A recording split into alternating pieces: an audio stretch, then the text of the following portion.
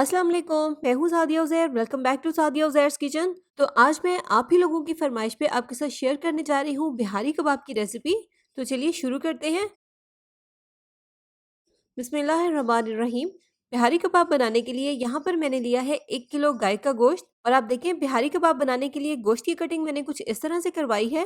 इस गोश्त की कटिंग करते हुए मैंने एक शॉर्ट सी वीडियो आप लोगों के साथ अपने चैनल पर शेयर भी की है। वीडियो का लिंक आपको नीचे डिस्क्रिप्शन बॉक्स में मिल जाएगा। तो अब स्टार्ट करेंगे हम इसकी मैरिनेशन। और सबसे पहले इसमें शामिल करेंगे 2 खाने के चम्मच कच्चे पपीते का पेस्ट। कोशिश करें कि इसको पीसते हुए इसमें कम से कम पानी शामिल करें, और अगर पानी का इस्तेमाल बिल्कुल भी ना हो तो ज्यादा अच्छा है। अब इसमें शामिल करेंगे 1.5 चाय का चम्मच या हस्ब जायका नमक। तो पहले अब इन दोनों चीज़ों को गोश्त के साथ बहुत अच्छे से मिक्स कर लेंगे, ताकि पपीते का असर ज़्यादा से ज़्यादा गोश्त पर हो।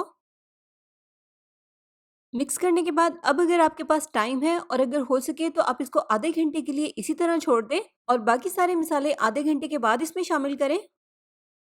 तो मैंने यहाँ पर इसको आधे घंटे के लिए छोड़ दिया था। अब इसमें हम सबसे पहले शामिल करेंगे 1 चाय का चम्मच या हस्ब जायका कुटी हुई लाल मिर्च, 1 चाय का चम्मच काली मिर्च का पाउडर, 1 खाने का चम्मच लाल मिर्च का पाउडर, 1 खाने का चम्मच जीरा पाउडर, 1 चाय का चम्मच सब्ज इलायची का पाउडर, 1 खाने का चम्मच गरम मसाला पाउडर, चौथाई चाय का चम्मच दालचीनी का पाउडर, 1 चाय का चम्मच जायफल जावित्री का पाउडर, 1.5 खाने का चम्मच अदरक का पेस्ट। इसको पीसते वक्त भी इसमें पानी ऐड ना करें। आधा कप गाढ़ी थिक दही, इसमें भी ज्यादा पानी ना हो। 4 खाने के चम्मच फ्राई किए हुए प्याज, जिसको मैंने ग्राइंडर में पीस के इस तरह से इसका पाउडर बना लिया है। और 1 खाने का चम्मच खसखस, इसको भी मैंने धोकर अच्छे से पीस लिया है। और आधा कप जाएगा इसमें प्याज का पेस्ट। यहाँ पर मैंने 2 मीडियम साइज के प्याज को ब्लेंडर में डालकर इनका पेस्ट बना लिया है, लेकिन पेस्ट बनाते वक्त इसमें पानी बिल्कुल भी ऐड ना करें। तो अब हम इन तमाम स्पाइसेस को गोश्त के साथ बहुत अच्छे से मिक्स कर लेंगे।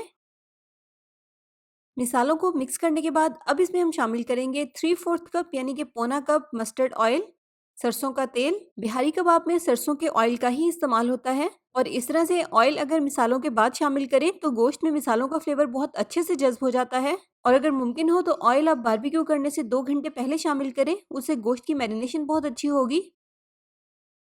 तो तमाम स्पाइसेस को गोश्त में अच्छे से मिक्स कर लेने के बाद अब इसे हम कर देंगे प्लास्टिक रैप से कवर, और कम से कम 6 से 8 घंटे के लिए इसको फ्रिज में रख देंगे, ताकि गोश्त बहुत अच्छे से मैरिनेट हो जाए। ज़्यादा अच्छे रिजल्ट के लिए आप इसको 12 घंटे तक भी फ्रिज में रखकर मैरिनेट कर सकते हैं। तो इसलिए अगर टाइम है तो आप इसको कम से कम 10 से 12 घंटे के लिए मैरिनेट करें।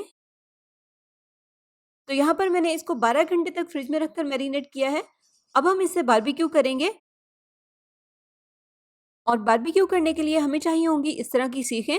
अब पहले गोश्त को एक बार अच्छे से मिक्स कर लें, और अब गोश्त को इस तरह से सीखों में पिरोएंगे। तो इस तरह से देखकर आपको इनको सीखों में पिरोने का मेथड समझ में आ जाएगा। गोश्त को पिरोते वक्त इस बात का भी ख्याल रखें कि इसमें ज़्यादा फासला ना हो, वरना गोश्त को पकने में प्रॉब्लम होगी। इस तरह से बिल्कुल साथ साथ गोश्त को पिरोएं। तो यहाँ पर हमने एक कबाब तो तैयार कर लिया है। अब बाकी सारे कबाब भी हम सेम इसी तरह से तैयार करेंगे। तो सीखें यहाँ पर तैयार हो चुकी हैं। अब इन्हें हम कर लेंगे बारबेक्यू।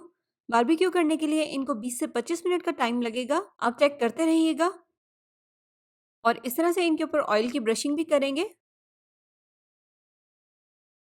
तो लीजिए, बिहारी कबाब यहाँ पर हमारे अब बिल्कुल पक चुके हैं। अब इन्हें हम सर्व करेंगे। और इन कबाबों को सीखों से उतारने के लिए कभी भी आप इनको पीछे से पुश करके मत उतारिए, उससे ये टूट जाएंगे, क्योंकि ये बहुत ही सॉफ्ट होते हैं। इनको उतारने के लिए इस तरह से टिश्यू पेपर में या रोटी में पकड़कर आहिस्ता से स्लाइड करते हुए उतारें। तो ये देखें, इस तरह से कबाब टूटे बगैर बिल्कुल एक शेप में हमारे सामने है। अब एक और कबाब को भी इसी तरह उतार लेंगे।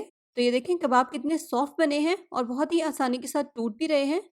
तो नेक्स्ट इंशाल्लाह आपके साथ बिहारी बोटी की रेसिपी भी शेयर करूंगी, तो ज़रूर ट्राई कीजिएगा। इंशाल्लाह आपको ये रेसिपी बहुत पसंद आएगी, और मेरी इस वीडियो को लाइक और शेयर करना भी मत भूलिएगा। इसी के साथ साथ अपना और अपनी फैमिली का बहुत सा ख्याल रखिएगा, दुआ में याद रखिएगा। Thank you for watching. अल्लाह हाफिज़।